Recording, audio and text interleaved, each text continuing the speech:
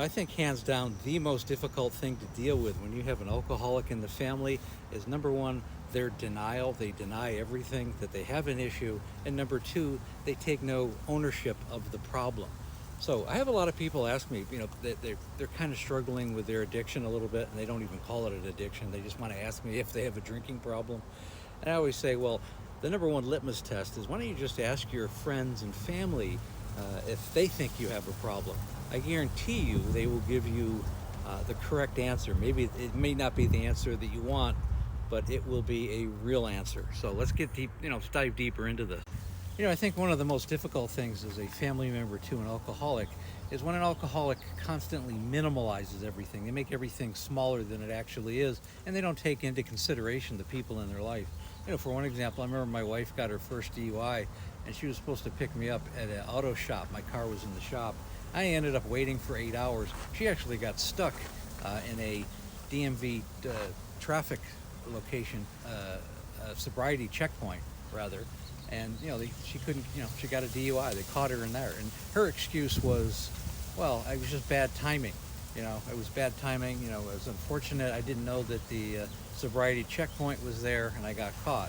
Rather than, why are you drinking at 4 o'clock in the afternoon? Why do you have, almost 0.2 level alcohol in your body? Why is that? And there's no culpability there, and there's no ownership. And that's one of the most frustrating things of all. Or you may hear things like, oh, it just happened that one time. I was just, I got drunk that one time at the party. I got excited. I know I woke up on the floor, but it won't happen again. It was just that one time. When in reality, it's a normal occasion. It happens on weekends and sometimes during the week, but they're not willing to discuss that part. They just want to talk about that last event, like the other 2,500 other events didn't take place.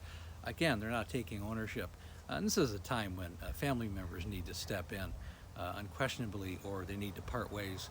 That's another conversation, but just the culpability is the most irritating. The lack of culpability certainly is the most irritating for family members. And without question, if you ever hear it's not going to happen again, rest assured it's going to happen again. So if this type of situation resonates with you, again, links are in the bio. I've helped thousands of alcoholics, and most importantly, I've helped their families. So schedule a breakthrough call. Let's get you and your family to sustainable sobriety.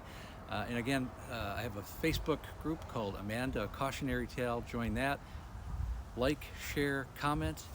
And again, thanks for listening.